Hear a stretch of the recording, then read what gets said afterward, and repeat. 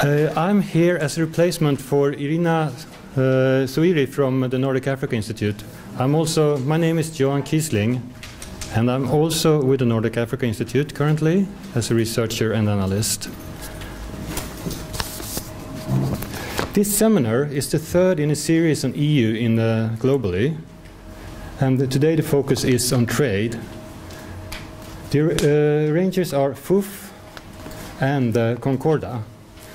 And if you're interested in more about these seminars, if you want to see live casts from previous seminars, if you're interested in debate articles around this, coming ones from these seminars or from previous seminars, also those of you who want to take part in debate via Twitter or otherwise, there is a page that you can see here at Bistandsdebatten, and also a Twitter hashtag for those of you who want to make comments. So please use that. Today's seminar will be live casted. So for those of you who want to relive the moments, it's there, or have comments. The seminar, we have 90 minutes, so it's quite a short time for a very large subject, I would say. We will divide today's seminar into two parts. In the first part, we will have 4 presentations that we try to cover as much of the essential parts around EU and trade with Africa. There will be a certain focus on the current negotiations around the EPA deals, which we will have Lennart talk more about. But we will also try to cover the more general aspect of trade. So there will be a mixture. After these presentations, we will have a discussion. And at the end, also you from the audience are very welcome with comments, questions, and opinions. We will also try to have a look at what has come in via the internet to see if there are comments, etc., that we should bring up. Our first presenter is Arne Bigsten.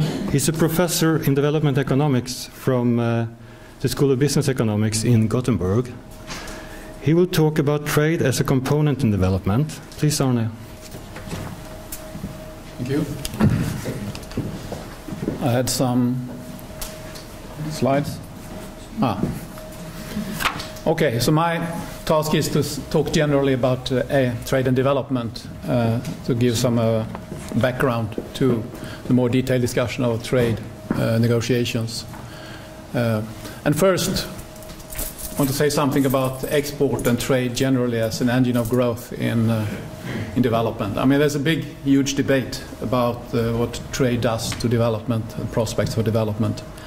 And if you follow the debates with regard to Africa over the last 30, 40 years, etc., you can see that in the 60s and 70s, they gradually introduced more of protectionist measures to protect their domestic industry, particularly. But then during the 80s and 90s, during structural adjustment phase, etc., there was a gradual opening up and trying to integrate into the world again to a higher extent. If you look across countries, it's obvious that there is a high correlation between trade and high incomes or per capita income growth, for that matter. The question is here to sort out what is cause and effect, and Danny Roderick and others have been debating this quite a lot. Is it a high correlation because once you get your economy in order, it begins to work better, you become more competitive and you can start to export? Or is the causal effect going the other way?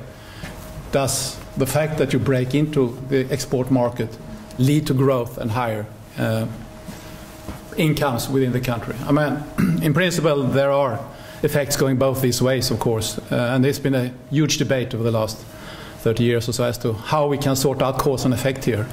And I talk here about IV, which is this econometric technique, instrumental variable techniques to try to sort out a causal effect. And you try various tricks to make sure that you get the effect from export to growth. And in principle, there is some positive effect anyway. That's, I think, the summary of that debate. although cause and effect here is a bit problematic. With regard to Africa, generally, if you look across the world and you see what happens with exports and productivity, you would find, if you do it for Sweden or Latin America or richer countries than that, it typically is the case that you self-select into export of things you are productive in doing, where you have your comparative advantages. That's where you start to export. And that doesn't generally have a big impact on the productivity of the activity, which is exporting. But we've done a study, and several other people have done studies of exports in Africa, again trying to sort out these causality problems. But our conclusion from our paper was that the fact that when you break into the export market, if you are in manufacturing, which is what we looked at, you also become more productive. You get access to the world market, you get influences coming in, and the first few years after you've started to export, productivity goes up quite significantly. So it is, for a poorly developed country, they get different experiences when they break into the export market. The Swedish firm breaking into export doesn't get the same kind of new experiences as an African firm would do. So Africa benefits from exports, and that increases productivity. And also openness generally seems to be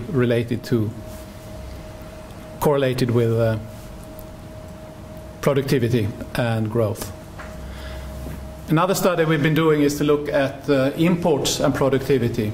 That is, we looked together with, Gabriel Jesus and Måns Söderblom and myself looked at tariff reforms in Ethiopia. And you can think of various ideas as to why lower tariffs would increase productivity in an economy. And for example, a few things that have been suggested is import discipline hypothesis. That is, you are forced to be more competitive when you're exposed to competition. You may be able to produce at larger scale and exploit the scale economies. Typically, when you open up to export, you also have a reallocation effect. That is, the bad sectors decline or disappear, and the more productive grow. And that's, on average, then productivity gets higher. And if you look, for example, at the reforms in the 90s, etc., in Zambia, a lot of the old manufacturing firms disappeared. And that meant that the survivors were more productive, but still it was a short-term cost which was pretty high. And you also get access to cheaper and better intermediate inputs if you let imports come in. We sort of massaged this data back and forth in various ways, and I guess our conclusion was that we did not find any significant effect of lower tariffs on the things they produced in these firms. This import discipline hypothesis didn't seem to matter in the case of Ethiopia. On the other hand, when they reduced import tariffs on inputs used in the manufacturing sector, then productivity was significantly higher. So it seems to be that there, in a way, that was the channel that we did pick up.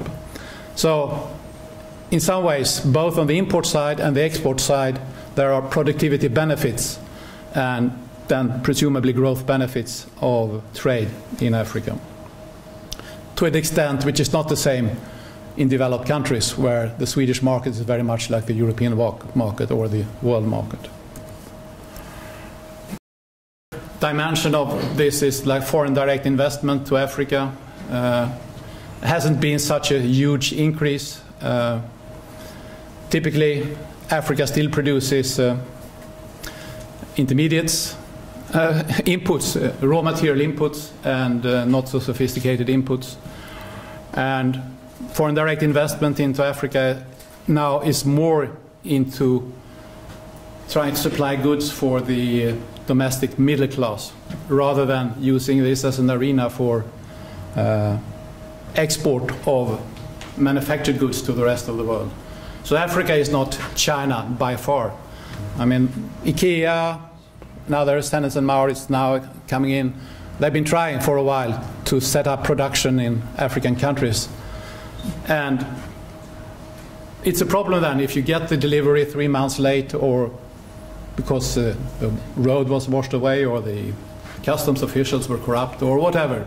It's very hard if you are in a sort of just-in-time delivery process. You have the last screw to finish the Volvo. If it comes from Tanzania 3 months late, you're not happy. So basically, on the whole, Africa has not been able to integrate into the outsourcing market in manufacturing. There's a bit in South Africa and a bit in the sort of Arab countries, which I don't call Africa. But since that's like 2/3 of world trade, that's a really serious problem. And to make it really, they need to break into this outsourcing business. And to do that, they need to have their economy in order, functioning infrastructures, good institutions, good governments, etc. Just to mention some figures here. There's a lot of journalists saying now that this is Africa takeoff, and now finally they're booming. Yeah, they're booming. They're doing much better now. Last 15 years than they had. They grow. But you look at trade, for example. The upper one is the EU share of world trade or world export, and the lower one is Africa, south of Sahara. And you were close to 5% in the 1950s, then it went down to about 1.5%, and now we're up to 2 and a bit. So the big increase here in the end is not because we become a productive, or Africa has become a productive supplier of intermediates or becoming a new supplier of cheap, low-skilled goods. It's because prices of their exports, like oil or copper or whatever, has gone up. That's the main reason. So there's still a very long way to go. And Africa doesn't really matter much for the world economy. It's like 2%. And just to say something very briefly as to why things have improved in Africa before I finish. Okay, policies are better. Structural reforms have been done. So to my mind, the structural adjustment period was not a waste of time. A lot of good things were put in place, which helped later on. We had a commodity boom. In terms of trade, the last 15 years or so has improved a lot, while in the 80s and 90s they were declining. Fewer armed conflicts. Governance is a bit better. Debt is not such a big deal anymore. So there is progress, and they are gradually integrated into the world market. But still, in the thing that really matters, outsourcing, intermediates in manufacturing, etc., they are not that successful as yet. And that's where a lot of the spin-offs are, we think. And that's also where a lot of the employment opportunities for all the youth that come out now. So for example, in Kenya, there's 1 million coming to the labor market every year. And total modern sector employment, I don't know what it is, 5 million or something. So it's still a big challenge, although things are a bit better. So I used to give my talk on why does Africa stagnate. I had to change the title anyway. So it's a bit better. Oh, and trade is important. Okay, thank you, Arne. Next speaker is Lennart Wolgemut. He's a guest professor at the African Studies School of Global Studies, also from Gothenburg. He's going to give us a short brief on the Economic Partnership Agreement, that is a negotiation between EU and, among other areas, Africa, and also about the current situation. Welcome, Lennart.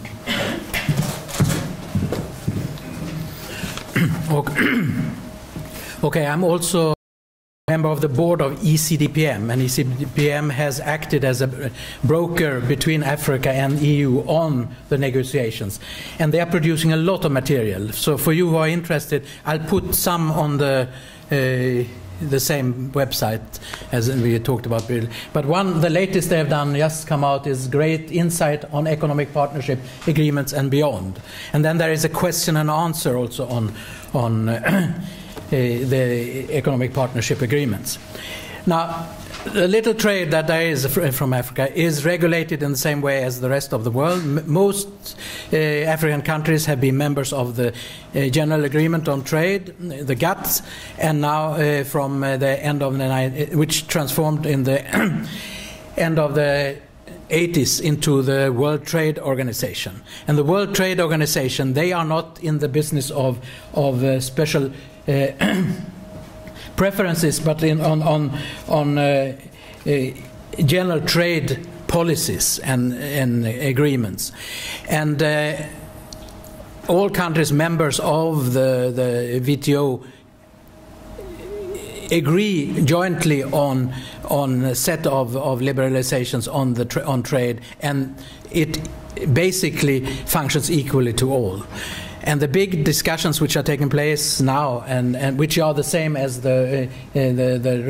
what we are talking about when talking about EPAs, is should there be any special regulations for the poorer countries, the least developed countries? There is a regulation, and within WTO, everything but arms sets for the lowest income, I mean the LDCs. And I think they are now 32 LDCs in the world. They are not having to. They don't have. Their produce are not taxed at all when they sell it to. So for them, the whole discussion has not been of interest because they are falling within the WTO in everything but arms provision. Now, for Africa, in addition to the WTO general rules, there are a number of specific agreements of special preferences. I'm going to talk about the EU one, but there is one with the United States called AGORA, which has its own history. There is now one with India, there is one with China, there is one with Norway, who is also outside the EU. When it comes to the Europe-Africa relationship, it really relates back to the colonial time. When the decolonization took place, the colonies, the former colonial masters, agreed on keeping preferences with their old colonies. And when then EU was created, they requested that EU should incorporate these preferences into the EU statutes. So you have up to, and that has been so with the newcomers into EU had to agree on the preferences. Now, when WTO already just before WTO actually was created, I think 1989, there was a complaint within GATT that on these preferences. It was called the banana. It was connected with bananas, and there was a complaint that Africa had special relationship and was a cut of costs for buying bananas, and that of course then affected the big producers of bananas very much, and they protested, and that was a start for the renegotiations. It took a very long time. First in 2003, after further protests, and at that time it was particularly India and Brazil who in WTO protested against these preferences that EU gave to the ACP countries. ACP countries are Africa, Caribbean and Pacific. And in 2003, it was agreed after the new Cotonou agreement between the ACP countries and EU was that within the Cotonou agreement it says that there should be renegotiations of the preferences, so it would be in accordance with the WTO rules. And from there on, the negotiations has gone on. The limit at that time was set at 2007, and the agreement, they got a waiver from WTO to allow them until 2007 to continue with the former preferences in a wait for a new trade agreement. And this negotiations, and that was probably the problem, it was decided to be done on regional basis. So the ACP countries were divided into 6 regions, 1 Caribbean, 1 Pacific, and 4 African regions, and they started the negotiations. And the problem really was that these regions were actually not following the regional divisions that had been decided between, for example, was particularly with Africa, with regard to Africa. These regions were not really related to existing regions. And that led to a lot of problems, and by 2007 there were no agreements really. There were actually 2 agreements, one with Caribbean, and that was, and the second one, okay, with 4 of the countries from East and Southern Africa. And they were agreed, and they have actually functioned since 2007. It took some time to get them signed. They were signaled before 2007, but they were signed later. For the others, the negotiations actually has been going on ever since. And the problem, the 2007 came, and there were no agreement, and the waivers were not asked for, prolonged, but no one really did anything, and that created a lot of problems. And the main problem, and that we will hear probably much more from the others, is that it's not so much of the content of this agreement, because in the end, most of the difficult issues have been taken out of this. I mean, the existing agreements, which are now being finalized, do only cover market access and goods, and not services and all other difficult issues. So they are not. The problem has been really the way that EU has managed these negotiations. It has been very arrogant and paternalistic. I mean, I was having followed it now for 10 years, and I think that is the major problem, and that has created very big backlash in Africa. Actually, this has been the major problem between Europe and Africa now for 10 years, and it's much deeper felt than perhaps we can see from what we read. I mean, if you meet people in Africa, I mean, they are really upset about the European of these negotiations. But if you look at the content, and you will hear more about that later, I mean, the differences has not been that big. Now we are 2014. A new deadline was set for October this year, and that deadline has been pushed for very hard by some of the members of WTO, particularly some of the major new actors, and that led to that now most of the EPAs has been agreed upon. I mean, in July, the West African agreement was signed, was signaled. It's still not finally signed. The East African is underway, and the SADC is being 6 countries from SADC is being concluded. So I mean, you could say now that we are very close to an agreement on these EPAs. The problem will be, first of all, in extending them, because they are very limited, and secondly, in its implementation. And that will come. I will have to come back later if time allows. Thank you, Lennart. Okay, so this was the first introduction to the different negotiations that take place, mainly around the economic partnership agreement, that we will hear a little bit more about different aspects of later. But first, Sven Österberg, who is the head of section for sustainable development at the Trade Policy Department from the Ministry of Foreign Affairs, he will tell us a little bit about the Swedish position in relation to trade and Africa. And as well, he will also touch on these ongoing negotiations, I believe. So, okay, welcome, Sven.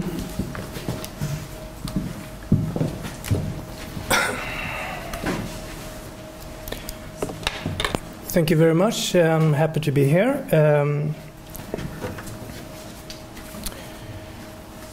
Well, trade openness is well, at least we believe that trade openness is a necessary condition to lasting development, which can be an effective instrument for poverty reduction.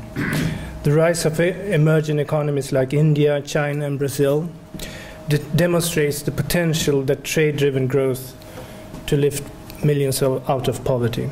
However, it is also important to acknowledge that trade openness alone cannot be viewed in isolation. Trade must be part of a broader development strategy that also targets health, education, infrastructure, good governance, and policy measures that ensure that the poor benefit from trade-led growth, and thus securing a truly sustainable development.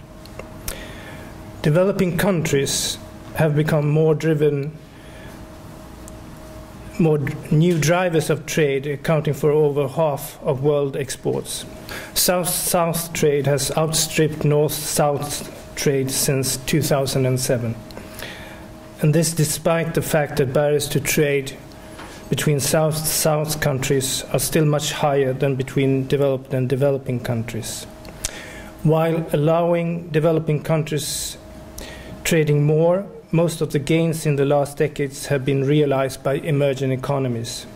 Least developed countries, LECs, and other countries most in need of have remained marginalized, as they are often held back by lack of productive capacity, economic diversification and infrastructure, but also poor governance. We know that dismantling tariffs and offering market access is not enough for trade to be an effective instrument for development. Sweden encourages developing countries, particularly LDCs, to mainstream trade in their development strategies and prioritize their trade-related needs in their cooperation with us in order to maintain a steady flow of trade-related assistance, also known as aid for trade. Aid for trade can help partner countries take advantage of opportunities created by trade openings. It can support regional integration and provide possibilities to integrate into global value chains. It is an important part of long-term strategy for global poverty reduction alongside debt relief and general development aid. Swedish annual aid for trade assistance amounts to approximately 2.5 billion krona. This is mostly administered by Swedish SIDA. Our starting point is local ownership, Sweden's coherency policy for development, the PGU, and the UN's development goals. One example is the Swedish assistance to Liberia in that country's efforts to become a member of the WTO by seconding experts to the Liberian Ministry of Commerce. Another one is funding Africa's leading trade policy institute in Arusha in Tanzania. The third example is CSR projects in the Zambian mining sector. Here in Sweden, we have also established a one-stop shop to assist exporters from Africa to more easily enter into the Swedish market. The EU and its member states accounted for almost 60% of total global commitments of aid for trade assistance, or a total of 2.5 billion euros. Africa is the main recipient of Swedish and EU aid for trade, and EU aid for trade to LDCs has remained stable over the years. It's amounted to 8.1 billion euros in 2013. Sweden welcomes the EPA negotiation, and that they have been concluded with 3 regions in Africa: West Africa, Southern Africa, SADC, and East Africa. This agreement will provide legal certainty and open a long-term perspective for free and unlimited access to the EU market for products from the countries concerned, no matter if they are least developed or more advanced. The West African countries accounted for 40% of all trade between EU and the African, Caribbean and Pacific region. Of the West African countries, the Ivory Coast, Ghana and Nigeria accounted for 80% of the exports to the EU. Nigeria is a major oil exporter. Ghana and the Ivory Coast is, of course, 2 of the world's largest cocoa exporters. The SADC countries are strong in exports of diamonds to the EU. Other products from that region include agriculture products, oil from Angola, or aluminium from Mozambique. The South African exports to the EU are much more diversified and range from fruit palms to platinum and from manufactured goods to wine. The EU imports from the Eastern African community are worth around approximately 2.2 billion euros and consist mostly of coffee, cut flowers, tea, tobacco, fish and vegetables. And then the EU exports a wide range of products to Western, Southern and Eastern Africa, mainly vehicles, machinery, electrical equipment, pharmaceuticals and processed food.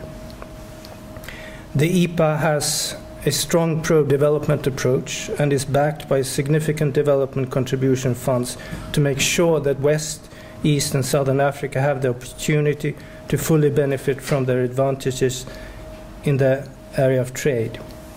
The idea is that the EPAs will give these African countries a better opportunity to increase their exports to the EU, stimulate investment and contribute to developing productive capacity with a possible positive effect on employment. Through the EPAs, we want to support necessary reforms and promote economic and social development.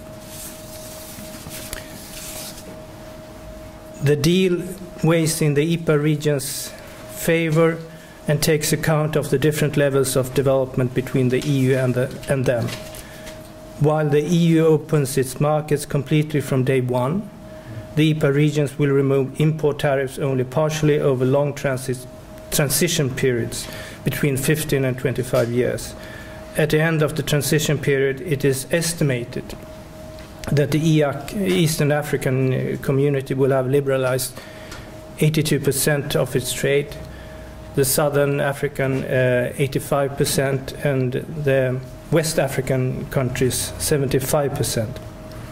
In order to protect markets from too abrupt liberalization, it will be possible to keep tariffs as they are for sensitive products.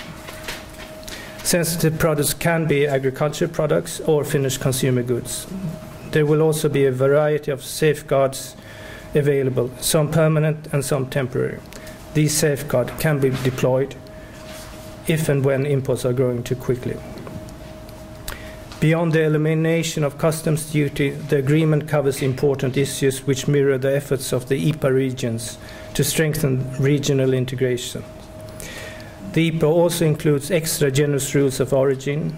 This means that African countries will be able to produce goods for exports to Europe using materials sourced from other countries without the benefit of free access to the EU market. The agreement also foresees enhanced cooperation in agriculture and fisheries to support agriculture in the Western, Eastern and Southern Africa. The EU has agreed to not subsidize exports from EU farms products to these regions.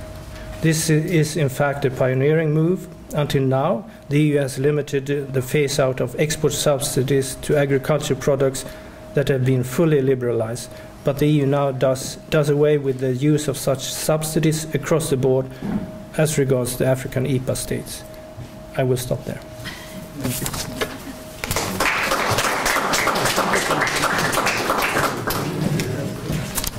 Okay, those were a lot of details on the negotiations. Now we have Maria Wolfer, who is with the Africa groups, that will tell us a little bit more about how the debate around these different negotiations and about the different terms of trade with Africa and EU has gone. And it's on the same... Yeah.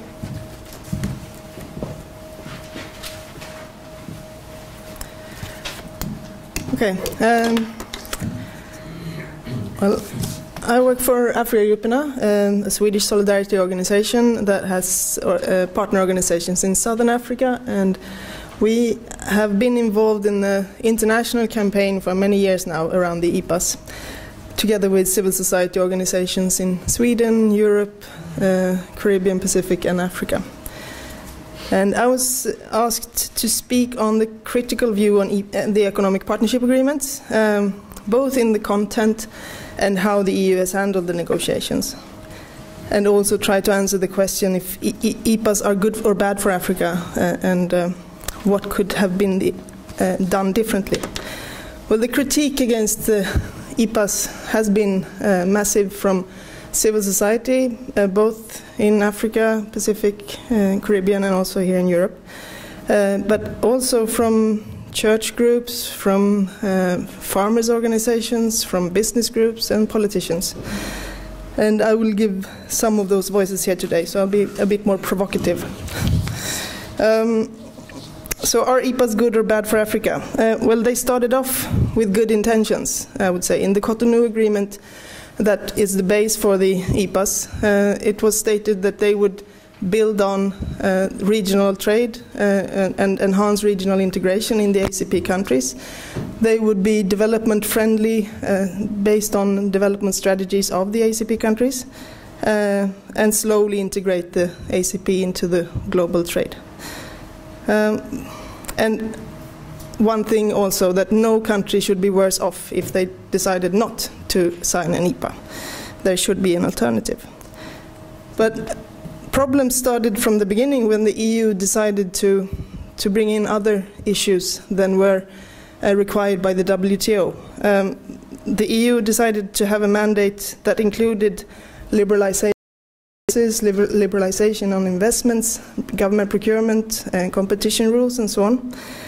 These were issues that the African countries and other development countries had managed to get off the WTO agenda because they saw that these issues could threaten their policy space if they did not have the possibility to decide on them on their sovereign in their nations and or regions before starting to negotiate about them with a third party like the EU or in the WTO. So this has been an issue that has been slowing down and complicated the negotiations from the start. So the EU is pushing for a liberalized trade and an export-driven economy, but for African countries, they can rather see that there is a need to also make sure that the natural resources of the countries benefit development and local industries develop in the countries. And they see that there's a need to have some kind of regulation on investments. There might be need to have other tools possible, policy space, and they fear that will be restricted if the EU gets what it wants in the EPAs. Since many countries are very dependent on exporting of raw materials, as you heard earlier, that's the main commodities coming out of Africa to EU. While the gain of these resources leaves the country through multinational companies or stays within a small elite in the countries.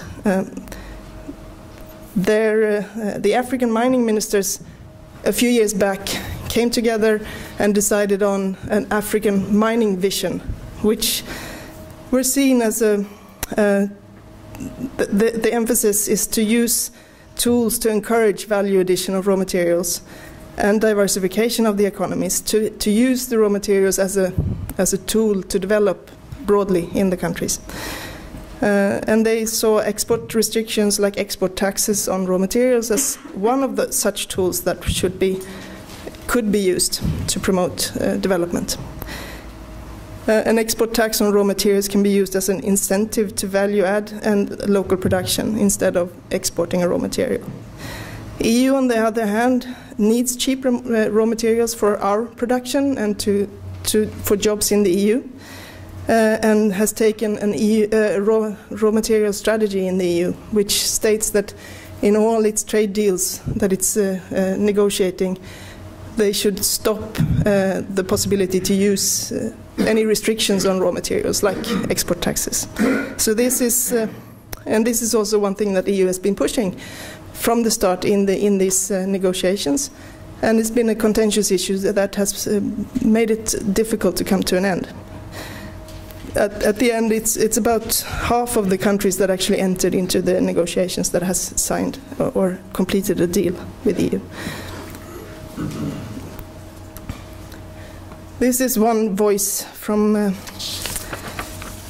Tete Hormeko from Africa Trade Network. Says, when we bring up that we need to discuss the EU subsidies and standards, EU Commission says that it is their internal policy and not up for negotiation. Meanwhile, the EU is interfering with our internal rules, for example, the use of export taxes in the EPA negotiations, and refuses to remove them from the trade deals. We cannot interfere in their internal politics, but they intervene in ours. It's simply unfair. That's one voice from the civil society in Africa. Another contentious issue has been the degree and speed of liberalizing in the EPAs. A critique is that since EU is, like Tete is saying here, subsidizing its agricultural products in such a degree that we are, and African countries are to a large extent based on agriculture, they need to be able to protect agriculture from liberalization, which they do now when they protect about 20% in the EPAs. But that leaves the manufacturing industry open for competition with the EU products. The industries that Arne was talking about are very important for the development forward. Here's a quote from the UN economic analyst Andrew Mould on East Africa. He says, "The African countries cannot compete with an economy like Germany's. As a result, free trade and EU imports endanger existing industries, and future industries do not even materialize because they are exposed to competition from the EU." According to a study by the Geneva-based research organization South Center on the risk of EPAs on local production and regional trade, EPAs would benefit the bigger companies that are exporting raw materials. But EPAs would be harmful to small and medium-sized local industries, which mainly trade regionally and with value-added goods. For example, in the East African region, half of the tariff lines for which there is currently local production and for which liberalization under EPA will take place, the EU is more competitive and which puts the local production at risk. People will lose jobs. Production that could be a stepping stone for development will not happen. It's also mainly these products that are traded regionally, so EU will compete on the regional markets in Africa instead of supporting and build on regional trade. It will hamper regional trade. James Asare Ajay, president of the Association of Ghana's Industries, so it's not just CSOs, this is the Ghana Industries, says, "Unfortunately, the EPA is being pursued by the EU at a time that most ACP states, including Ghana, are beginning to transform from mere suppliers of raw materials to emerging multi-sector economies. It totally derails our national agenda of Ghana becoming a truly industrialized country with the potential to create employment, equitable wealth, and sustainable growth of the Ghanaian economy." Well, EPAs were supposed to promote development, slowly integrate the African, Caribbean and Pacific countries in the global trade, and build on and enhance regional integration within the ACP. It should build on the development strategies set by the ACP countries themselves. As they stand now, they are contrary to the development strategies of both African countries, and they also undermine EU development aid. This is Gunther Nuke, I don't know how to pronounce his name, Germany's African commissioner. He says, well, economic negotiations should not destroy what has been built up on the other side in the development ministry, the aid department. Germany and Europe contribute large sums of tax money towards various development programs in Africa, but the economic agreement with African states cancel out these efforts.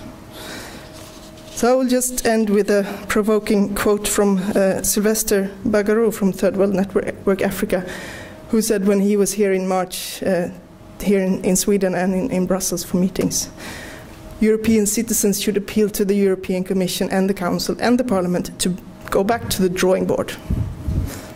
Thank you.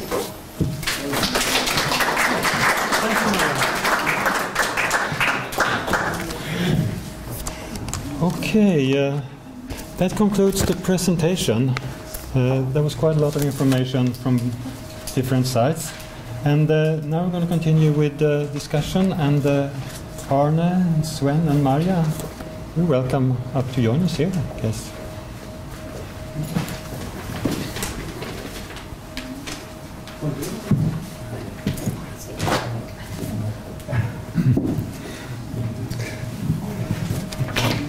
Okay, welcome again.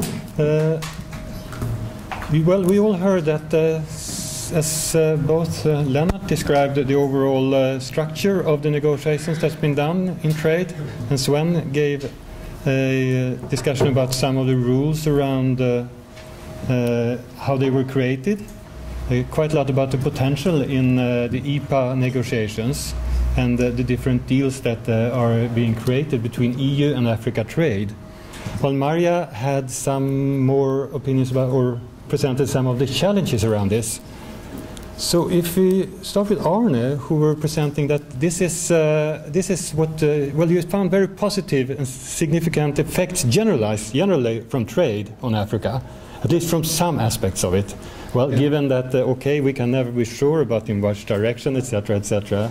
But then you heard here that the EPA negotiations, they require African states to open up. It's supposed to be reciprocal. That is, up to 80% of the trade export going from Africa to EU is supposed to be also included in these deals. What do you say? Will that affect the analysis? Or? If I have sort of followed the EPAs so closely, but well, last week I updated myself a bit, and it seems to me that the negotiations that have been concluded, they basically cover trade in goods, period. So all the other things put into the future, for good or for bad. I'm not sure if that's a good thing to delay, but still, it's trade in goods which is the key thing. And it's also a very long transition period, like a couple of decades or something. So it's a small step towards a more open system in goods, and everything else is put aside. So it's not very much has happened relative to what was before. And I've had a sort of a Ghanaian, by the way, postdoc in our department, well, a PhD student from all orders in our department. He's been looking at the impact of general systems of preferences from the EU side and from the Japanese and from the Americans from 1970 basically to 2009, before EPAs. And basically what he concluded was that in terms of effects on growth in these economies, the European systems were by far the best. They had much more positive impacts than AGOAs and all the other ones because they were more generous, they were simpler, and they had more generous coverage than the others in terms of market access. So Europeans came out with this study by these Ghanaians as the good guys. And wherever you look in the world, basically, I would say it's very hard to see that you cannot effectively develop being a closed economy anyway. For example, when I started to teach development economics, we talked about the Indians like a very slow-growing country. They talked about the Hindu growth rate, like 1% per capita per year, or something like that, because they had thought about the higher values like Nirvana. So the Indian attitude things. But then when they opened up in sort of 1991, when they had a crisis, started to devalue their currency, thought a more realistic exchange rate, liberalized the economy, and they started to grow not like China, but much, much faster than they had. And there are lots of examples where opening up has turned out to be a good thing. Then in negotiations you should not be a bully or whatever, but still to close up, to have a more closed system in Africa, I don't think would be to their benefit, nor to ours, by the way. And on the whole, it's a strange thing in negotiations that we say we give up something when we open up, because we teach the students that opening up is good for you. It should be the reverse.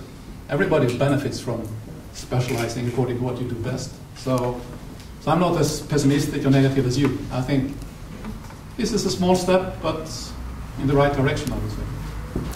Okay, thanks. And Sven, your presentation, you mentioned quite a lot about the possibilities and the intentions of the EPA. But now we listen to Maria. What do you have any comments? Does the Foreign Department also see these potential problems? Do you have an opinion about them, and maybe some kind of action? Well, yes, of course. The EU shouldn't be a bully, as Arne says, when negotiating with the African countries, and perhaps they have been perceived as such. I haven't been involved in the actual negotiation since member states are not invited to the table. But I notice, I also agree with Arne that the EPAs probably isn't a big step forward. The intentions are good. I don't really believe that there will be a huge difference in the living standards of many Africans. if we look at what has happened with the existing EPA with the Caribbean countries, that has been in existence now since 2009. The effects hasn't been very big. That can be explained because of that implementation has been very slow. It can also be explained that the world has gone through a huge economic crisis since 2008. But when we look at the effects of that EPA, we see that the positive and the negative effects, and there are negative effects, of course, hasn't been that big, really. So the effects of that EPA, at least, and that's the only one that we know of, hasn't been very big. There has been a lot of studies done on the African EPAs, but they have, and there are many studies, and all of the studies, they point in various directions. Some are positive and some are negative. The problem, I think, with many of the studies is that they didn't know what the liberalization schedules are, and that we know right now since the agreements are in place. And we can see that there are many, there are parts that are totally excluded from the EPAs, both agricultural products and also consumer and inputs and industrial products as well. And then there are many products that are phased out until 2015, 20, 25 years for a long transition period. So it's difficult to say, to know right now what the effects are of these EPAs will be. But my guess is probably more like honest estimation. Okay. Maria, the, what do you call it, problems or challenges that you have given to us. When you listen to this, do you have any comments? And also, we have also listened to both Sven and Arne are fairly positive, or at least see a positive part in this. Can you, do you only see the challenges, or do you also see any positive effects from having these kind of closer deals? I think, yeah, I mean, it's not like we see that trade would not be good or opening up would not be good. It's on whose terms. That's the issue. Because if you look at the schedule also, it's not in 15 or 20 years the majority. It's like in the first 4 or 5 years, it's the majority of the liberalization, which in the Southern Africa. But I would say that the issues, the EPAs could be good if the EU would listen and also be more flexible towards the African countries. When it comes to the implementation of these, so that the policy space would be still there for the African countries to develop in their own space and time, because as I said from the beginning, it is the offensive way of the negotiations that has been one of the big issues. That it's been taking so long, and it's created so much frustration between the African countries and the EU, and there are of course specific problems that I pointed out with local businesses, regional integration, which all these were supposed to build on and enhance. So it depends on how the EU and the African countries move forward with the implementation of this, so that it doesn't divide the regions between, instead of seeing that there's a possibility to work together in the regions in Africa. Okay. A more general question, maybe for all three of you. Opening up a country, that means that you stop taking a lot of money out. That means a lot of money will not go into the state coffers anymore. And that will be a transition period because ultimately, at least we hope so, it's supposed to generate more money in. But in the transition period, what to do? Well, most money that is collected from trade in Africa, I guess, is on goods coming in, not going out. Export taxes in agriculture, anyway, was sort of scrapped like 25 years ago, more or less. Both of them are scrapped now. We also scrap 80% of those coming in. So, yeah, sure. Well, it depends on what countries you look at. But still, Africa is still the continent which has the highest tariffs in the world. So they are not sort of opening up to that large extent in which you think. And I might mention that we did on this, our Ethiopia data, we looked at the impact on productivity and manufacturing of lower tariffs. Basically what we found there was that going down from wherever they were, like 20 to 100 to about 15%, there was some productivity improvements, but after going down from 15 and lower, that doesn't matter. So maybe you can stay at 15 or so, and because you need to collect money, and it's the easy way to tax the economy. And we talked a bit about exports, and for example, export taxes on the things where they had their comparative advantages, like cocoa or coffee, was a very bad idea, I'm sure. But for example, now when they start to drill for oil in Kenya, you need to collect money somewhere or another. I'm not sure what you're going to call it. I mean, when you give Shell the possibility to drill, you have a tax of some sort on what they do. If you relate it to the export or how much they pump up, I don't know. But of course, you should really tax these guys who pump up oil. And if that is something called export tax, then I'm all for it. I mean, you need to collect money from this. But like Angola does or Zambia does from copper, although they negotiated away most of it once upon a time. So there is, from a taxation point of view, it's an easy way. But still, high tariffs is very bad for you in the long term. If you don't have a reasonable amount of competition from abroad, it's going to be a hard time to sustain development. But I might mention, okay, give me 2 minutes. Yeah, sure. In sort of 70s, or 60s and 70s, industrialization policy was a big thing in Africa, promoted by development economists like Stefan or others. That there's various reasons as to why you want to develop manufacturing, for example. And high tariffs were put up, which basically meant that you could produce as inefficiently as you like behind high tariff walls. And that sort of did not generate sustained growth and didn't generate export revenues. You could export within Africa, but not much. And then basically industrial policy became a bad thing. In the World Bank, they talk about the I word. You're not allowed to say it. I mean, that goes, you can't pick winners. I don't think we can pick winners. But still, if you follow the debate the last 10 years or so, this sort of come back.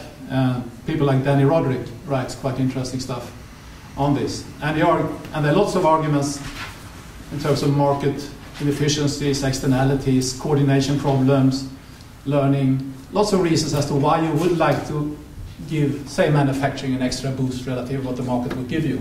The question is how you do it. In principle, in theory, subsidies and taxes is the thing you would like to do. But you have a problem now with WTO. They don't allow this. And he has a story of China as to a country. I mean, it's not like a country in Africa, it's a huge continent, but still, they had industrial policies for quite a while, and they were quite successful. But then they joined the WTO. They were not allowed to pursue them, or they had to hide it more anyway. And what did they do? He says, okay, they decided instead to undervalue the exchange rate and have that as a sort of policy subsidizing exporters, which are mainly manufacturers. And he has had debates as to whether Africa could do that. Could Kenya say, we decide to undervalue our currency, and then we don't need to subsidize manufacturing, say. And it's much harder for a small African country to do this, but there is a debate on this issue anyway, or these issues. And it's not as clear-cut anymore that industrial policy is a bad thing. The question is how you do it. And the African experience from the way back when was really, really bad. And I have followed events in Kenya, for example, where they tried to introduce things that worked well in South Korea. And they implemented it in Kenya, and it was completely hopeless, just a president's friends, and everybody ran away with it, and it did not work. So it's a challenge to do it, but it's a debate which is relevant, and but you can screw it up if you don't do it well. If we try to think a little bit more long term, or if we look over time, we can see that trade between EU and Africa, export as well as import, has gone down significantly over the last, well, since 2000 approximately, if you look back. While trade between Africa and the BRICS, especially China, has gone up pretty much the same amount. Deals like this, where you actually create non-tariff zones, will that affect, you think, the future for this? Will it change the trends? Not much. I mean, a lot of trade is going to go to Asia. I mean, Europe and its offshoots like Australia and North America, whatever, the dominance of us in the world peaked around 1950 or so, and we are going down, down, down, and that's going to happen. And my long-term prediction is that per capita production is going to be the same all over the world. And then we'll produce the share we have in the world population, which is not much. And that's the way it should be. That's what development policy and aid and whatever aimed at. And we get there, not in my lifetime, but maybe your lifetime, or whoever. I mean, look at China. They're down to 5% of world average of income, like when they finally got rid of Mao Zedong and the Gang of Four in the late 70s. Now they're 25% of our incomes and growing still quite fast. So it can go fast. And my favorite story that I used to tell my students is about when Benjamin Higgins was in South Korea in 1958. He was the development economist of the time. He pointed out that with no natural resources, uneducated, they are the eternal basket case. Well, 50 years later, they are at the same income as we have. If you just, among other things, open up. They had some industrial policies, I grant you that, but they have been taking this leap by trading. And I don't recommend Africa not to trade. Maria, do you have any comments on what you see for the future, the next 10, 15 years? Well, I think it depends, but one of the issues was, like I said before, the issues on investment and so on that the EU is wanting to also put into these negotiations. In all the EPAs that are there at this time, they have a so-called rendezvous clause, which says in the ECOWAS one that in 6 months after it comes into force, negotiations will start on investment, government procurement, competition rules, and so on. And if these investment rules or liberalization of investment, then it's possible that the African countries are more locked into the EU with investments coming from the EU in these agreements. But it depends on how they turn out, of course.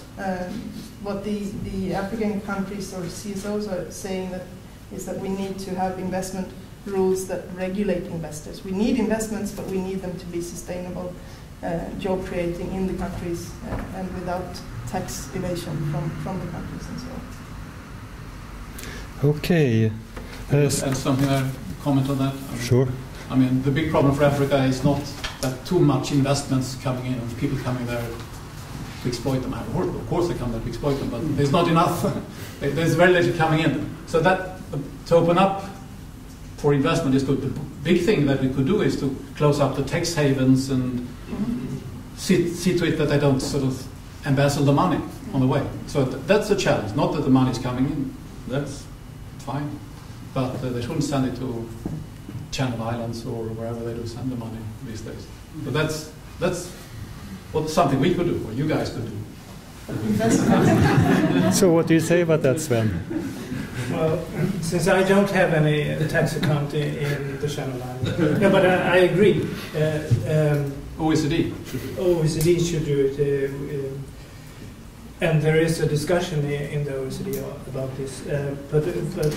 But going back to your question, I also think that probably we already now see that China is surpassing the US as the biggest economy in the world, and that trend will most likely go on. And more and more of the economical powers will move towards Asia.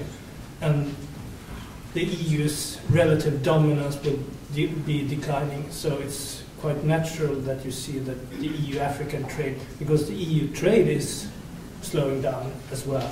We have a recession here in Europe that is not good for importing from Africa, of course, since there's less money here in the continent. So I think that the EPAs will not really be a big effect on this. The global trends are already there, whether or not we have any EPAs or any other agreements, really. Okay. Thank you. I think we should... do you have any questions you want to raise more on this subject? Otherwise, I think we should open up for the audience and give a chance. And also, I was promised that we were going to have a look at if there was something coming in via the internet, on the web, etc. I don't have a chance to look at it myself, so I will ask for some help in that case. But do we have any comments or questions? Yeah. Well, let's... do you have a microphone? Yeah. Please, over there first, and then we head over there.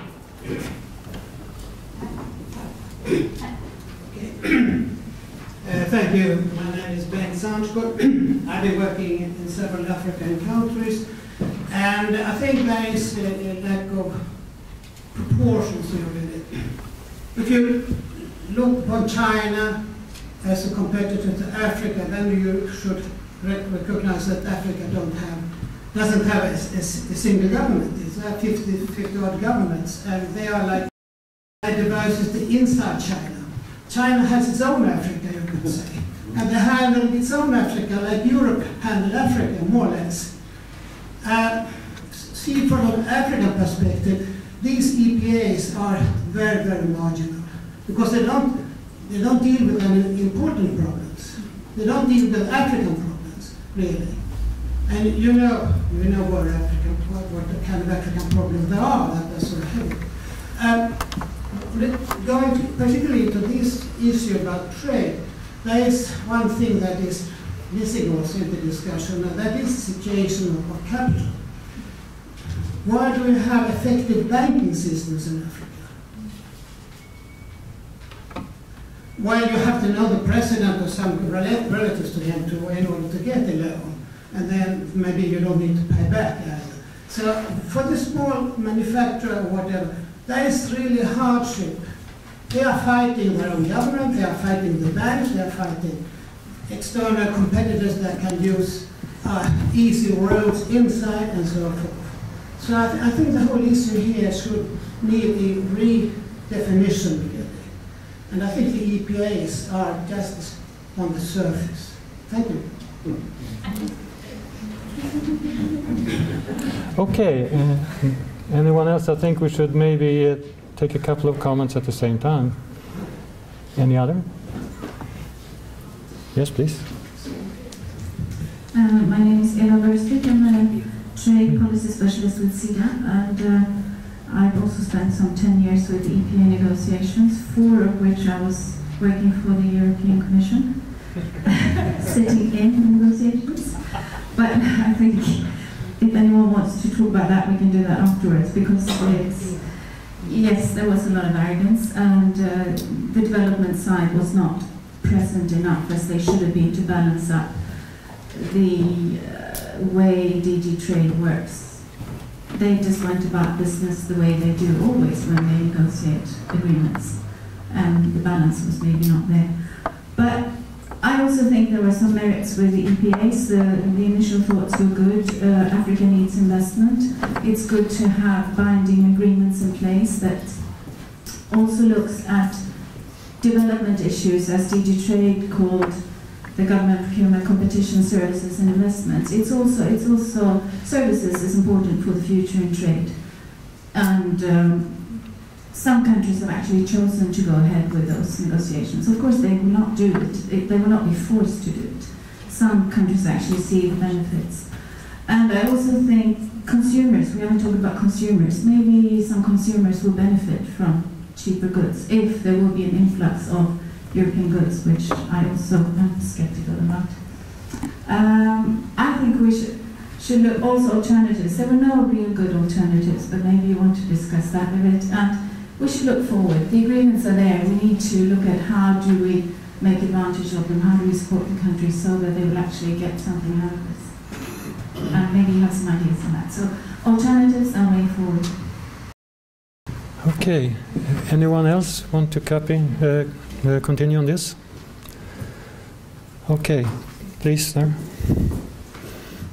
My name is Hans Eriksson from Mirabel Development Consulting. I have two questions. Why did the African countries sign this agreement despite the heavy critique?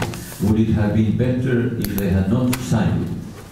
And the second question, is it still possible to improve these agreements, or is it too late, and for how long will they last? Okay. Should we try to deal with this? We have also one on alternatives to the EPA and the discussions and the way forward, and then why did they sign? Is it still possible to change around it? Yes, okay, please, Maria. I'd say the the alternative that was put forward from the African side was to treat regions where there was a majority of LDCs as an LDC region that would then trade with the EU under the Everything But Arms, so that they would have a. That was one of the alternatives that was put forward, but the EU was not interested in that. When it comes to why they signed, I think Leonard maybe said something about it in the beginning. It's for the countries that were not LDCs, they would lose the preferential access to EU's market if they had not signed. And for countries, this was for Ghana, it was for Namibia, Botswana, Kenya, and a few other. But all of them were in regions that they already had regional trade, and it would be, if they signed just themselves, then the other countries, it would be difficult to have regional integration or regional trade. So there was a push from the EU to make them sign, and that was indirectly then also on into the LDC countries that were in the same region. Like in EPAs, there were only 2 or 3 of them that were actually non-LDCs out of the 15 countries that signed. If it's possible to change, I'm not sure. I think a lot will come into the implementation phase. That's the most important. Yeah. So I don't think it's like over because you signed. It's also in how you implement these agreements will be important. Anyone else of you want to comment? Or maybe you talk about this one. Well, alternatives. Well, I think that the alternative is the unilateral EU preferences. Maya mentioned Everything But Arms. That's for LDCs. EU gives 100% duty-free export to EU markets on all products except arms, of course. With the EPAs, all countries will get just that, LDCs and Kenya, for instance, in East Africa, who is not an LDC. But the advantage with the EPA is that it is a binding agreement. The EU cannot, as they can with the preference system, change it unilaterally. And EU has been known to review its GSP system now and then and change the conditions. But by signing the EPAs, this is locked in. You can't change the system right now only from the EU side. The African side must also agree on any changes on the EPA. There was also a question about how long this EPAs would last.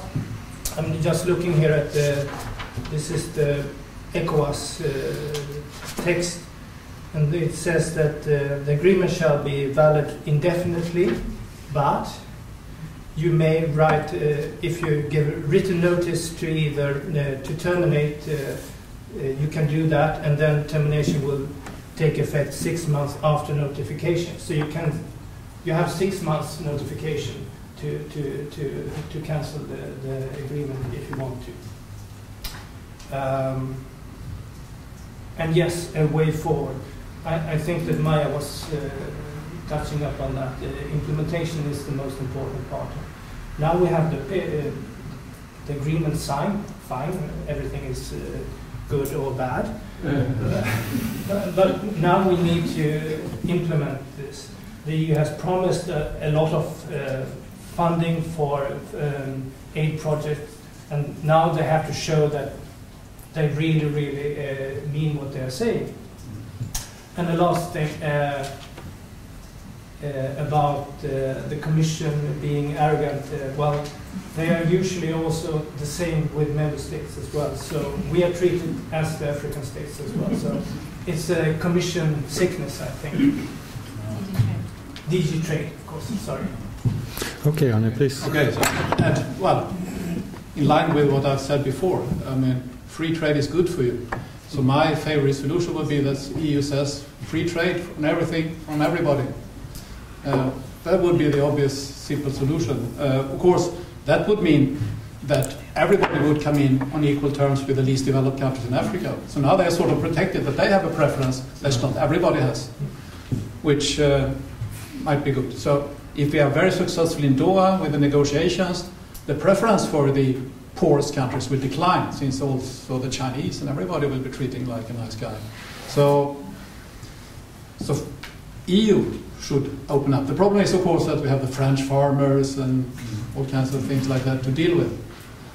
So that's politics. But if I could wish, I would say that abandon tariffs in the EU and get on with other things like development, cooperation, or whatever. And by the way, we talked about this EPAs being a marginal thing. Okay, we talk about EPAs now, but EPAs are not going to change Africa.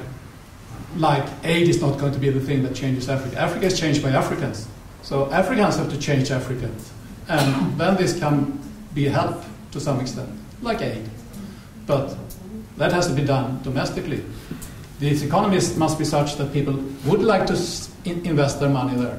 The last estimates I've seen on where Africans have their money, have their capital, suggest that like 35% of African money is outside Africa. So then Africans don't have their money in Africa. And then ask us to invest our money in Africa.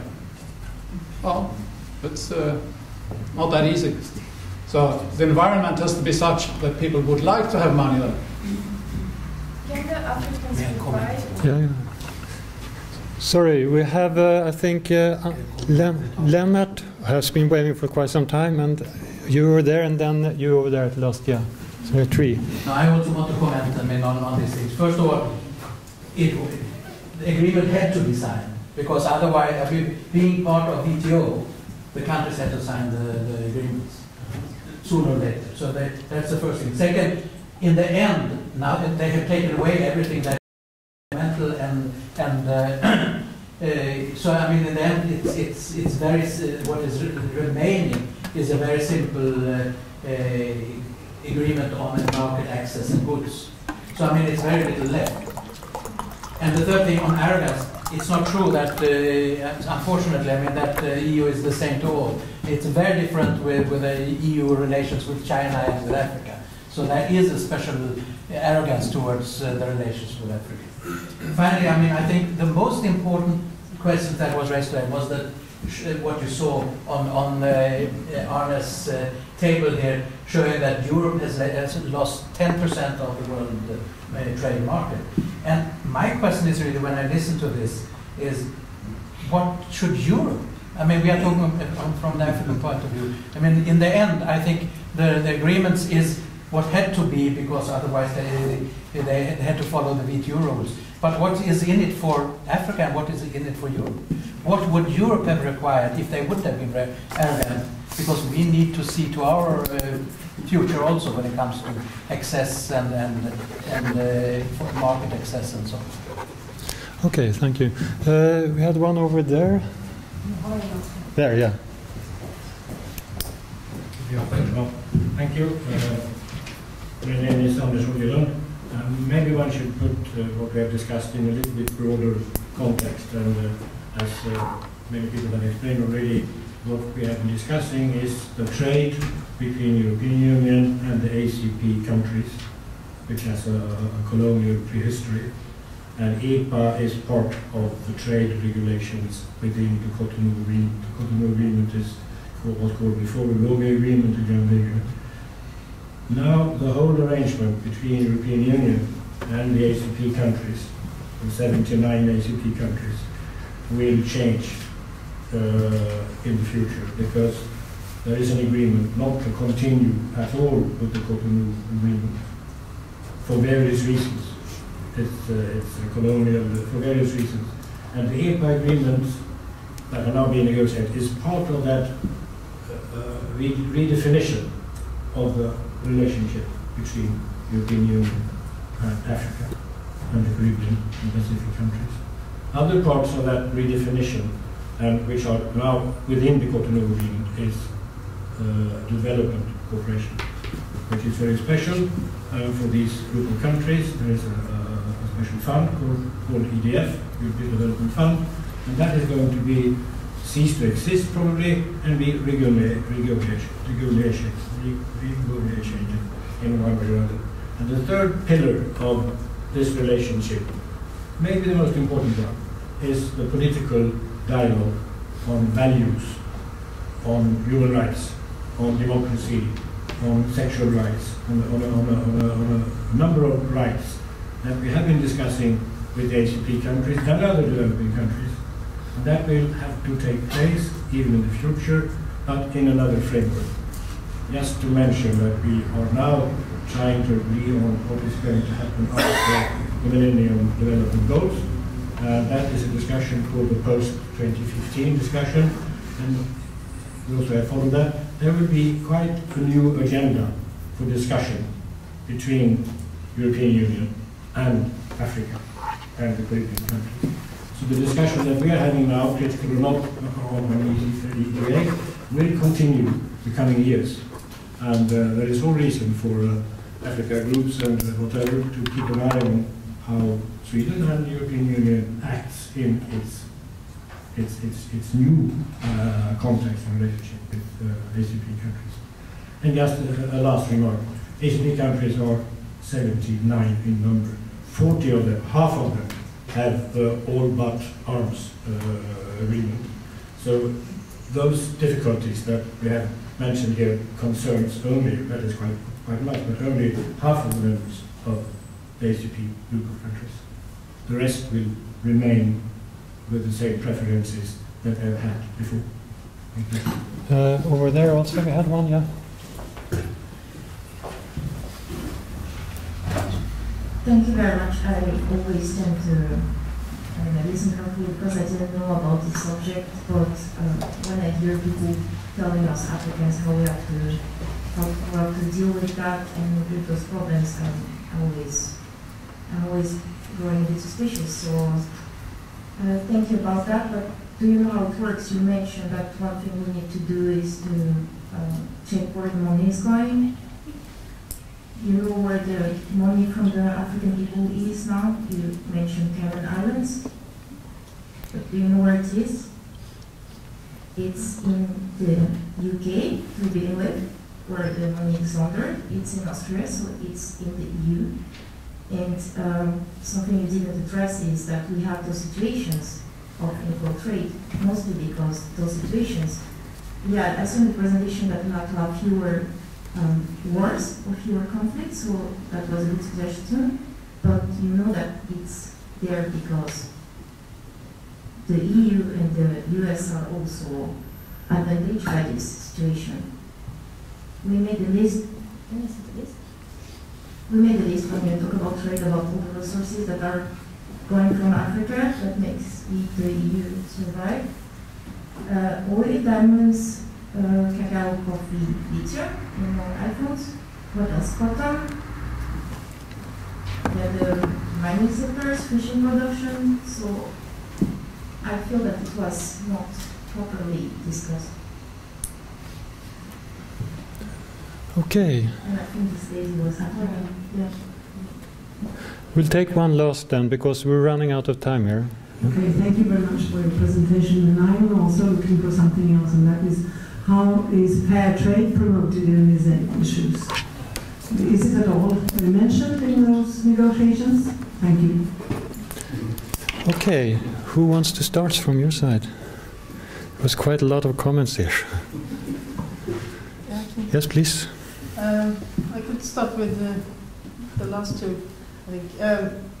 Well, one of the issues is, yes, that it is raw materials mainly leaving Africa, not manufactured goods, and it doesn't bring on the development in the countries that would be likely to see, would be good to see. And also that to address the investments, yes, of course investments are needed in the countries, but it's also important what kind of investments and how they are regulated, so that they can actually contribute to development. If you look at what's happening now, there is what you call the race for land, race for resources in Africa. And these investments don't bring much development back to the African communities. It is investments where much of the gains from them leave the countries, like I said, through tax havens and so on, but also into elites in the countries. So it is a problem with governance and regulation of these investments, so that they can be part of the development in the countries. And I think that's crucial when you go forward within these discussions on investments. So it's not just to protect the investors and to promote investments without this, having this in mind. Yeah. All right. Yeah. What should Africa do, and what should the rest do? I mean, we talked about the tax havens, etc. That's something that obviously has to be handled from this side of the world. But basically, African development is basically an African challenge, to develop the institutions, the policies, the politics. There's always influences from abroad, and foreigners don't come there because they're nice guys who want to help you, they want to make money. And that's the world, the way it is. And then it's a matter of trying to deal with it as best we can, with good negotiated deals, good policies, and good this and that. But most of the things that are important has to be managed by Africans. That's why there's been a lot of talk in the aid literature about ownership, and we should not interfere too much. And I do think that is important. We should not interfere too much, and we do interfere too much. I agree on that. I would like to have much more general transfers of resources. I also don't like some budget support rather than very specific project support. So if you talk about aid, for example. But still, the challenge is mostly to Africans to sort out Africa in the unpleasant world we are. And also talking about this redefinition of the relationships. I mean, that is happening. I'm very interested in what is happening in terms of redefinitions.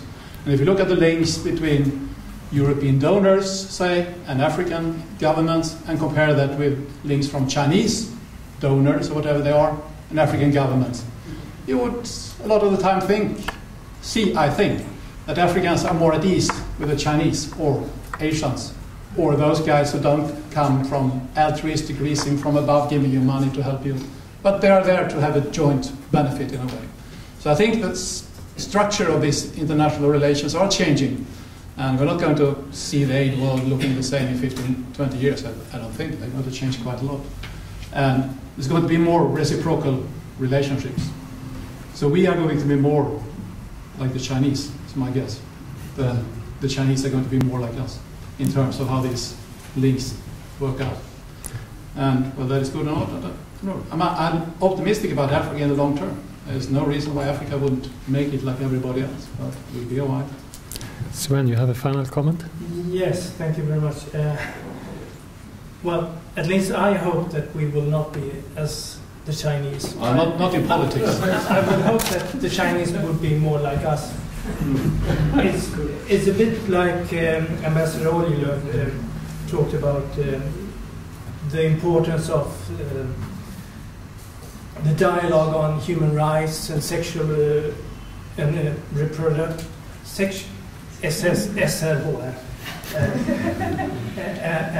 and these kind of values, because the Chinese, they are coming into Africa and putting in investing in a mine or whatever, and not really talking about human rights. I think that we should be very proud of our policy of also bringing up these issues. So I hope that we will not be... I might mention that I have an outstanding debt with the Professor of Government in Gothenburg that China is going to be a democracy by 2020.